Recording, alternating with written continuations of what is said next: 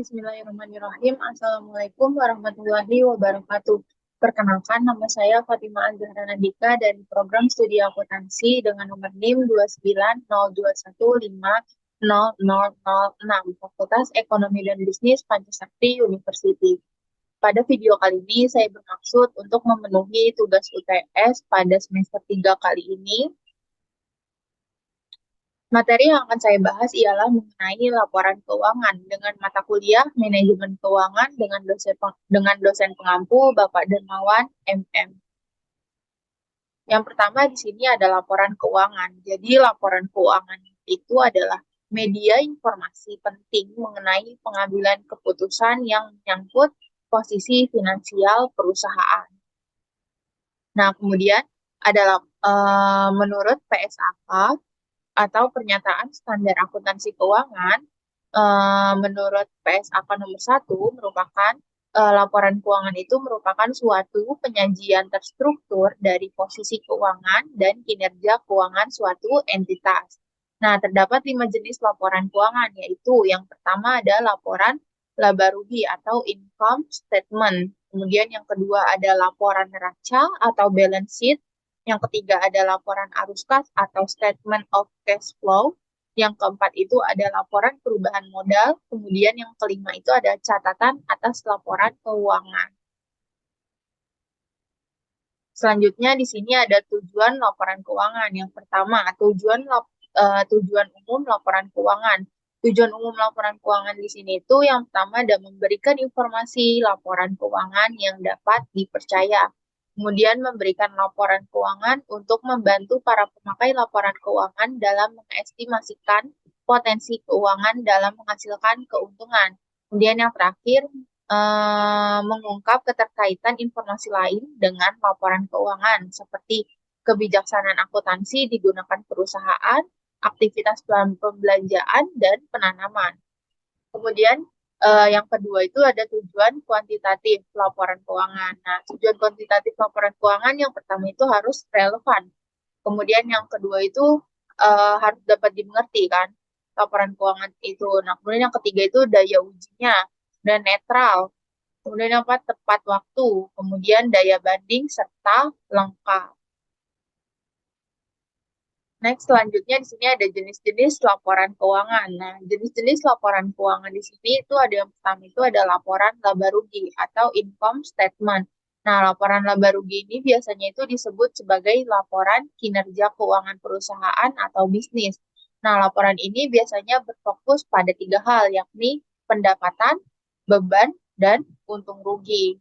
Kemudian yang kedua, jenis laporan keuangan yang kedua itu adalah laporan neraca balance sheet.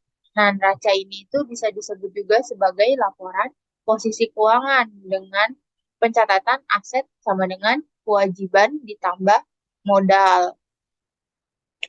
Next, selanjutnya jenis-jenis laporan keuangan yang ketiga itu ada laporan perubahan modal. Jadi laporan perubahan modal ini tuh dibuat untuk mengetahui seberapa besar sih perubahan modal yang terjadi beserta penyebab perubahannya.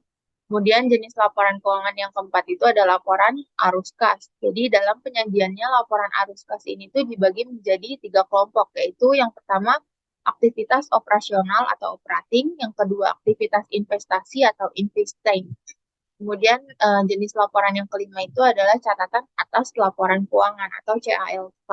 Nah, catatan atas laporan keuangan ini itu disusun berdasarkan penjelasan rinci terkait jenis laporan keuangan neraca, laba rugi, perubahan modal, dan arus kas perusahaan.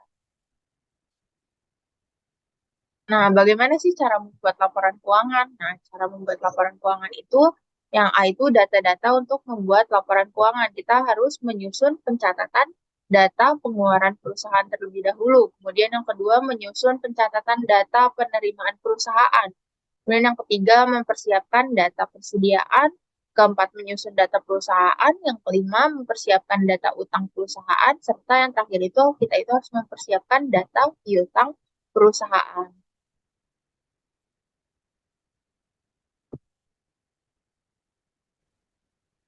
Nah, kemudian di sini selanjutnya itu ada contoh laporan keuangan pada PT Mustika Ratu Tbk. Nah, itu ada laporan posisi keuangan atau neraca. Nah, di sini kan ada aset lancar dan aset tidak lancar, kan? Nah, aset lancarnya itu kan ada kas dan setara kas, lalu ada piutang usaha, pihak ketiga setelah dikurangi cadangan gitu kan. Nah, terus jadi ini kita di sini ada aset lancar dan aset tidak lancar. Gimana cara memperoleh jumlah aset tersebut? Nah, cara memperoleh jumlah aset ini, kedua aset ini tuh berarti kan aset lancarnya senilai 384, 262, 906, 538 ditambah dengan aset tidak lancarnya itu yaitu 113, 091, 512, 551 sehingga jadilah jumlah asetnya sebesar 497, 354, 419, 089. Kemudian di sini ada liabilitas jangka pendek dan ada ekuitas. Di sini kan liabilitas jangka pendeknya itu jumlah liabilitasnya itu kan senilai 130, 623, 005, 085.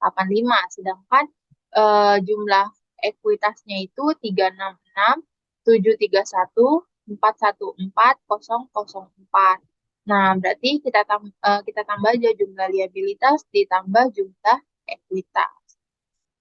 Nah, berikut ini adalah keterangannya. Tadi itu total aset itu, rumusnya itu aset lancar ditambah aset tidak lancar ya kan. Nih, aset lancarnya kan tadi kita udah lihat nih, 384, 262, 906, 538 ditambah 113, 091, 512, 551 sehingga jadilah hasilnya 497, 354, 419, 098. Nah, kemudian jumlah liabilitas. Jadi totalnya itu liabilitas ditambah ekuitas. Jadilah hasilnya 497, 354, 419, 089. Kemudian di sini ada laporan laba rugi. Nih, sekarang kita sudah diketahui laba brutonya, terus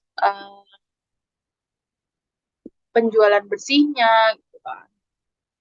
Kita lihat keterangannya. Nah, nih penjualan bersihnya tadi sudah diketahui sebesar nih penjualan bersihnya nih sebesar 344, 678, 6 triple 6, 245.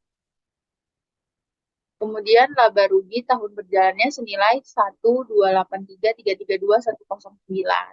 Dan jumlah laba rugi komprehensifnya 235778591. Nah, kemudian yang terakhir ini ada laporan arus kas. Jadi, sorry. Jadi dalam laporan arus kas ini tuh, nah kas bersih itu diperoleh dari aktivitas pendanaan senilai 15, 479, 677, 150. Sedangkan net kas itu digunakan untuk aktivitas investasi yaitu 6, 629, 199, 651. Kas bersihnya itu digunakan aktivitas operasi senilai 10, 355, 155, 394. Dan setara kas akhir tahunnya itu senilai 22, 853, 543, 946. Mungkin sekian pada video materi kali ini. Saya mohon maaf jika ada kesalahan dan kurang lebihnya saya minta maaf. Wassalamualaikum warahmatullahi wabarakatuh.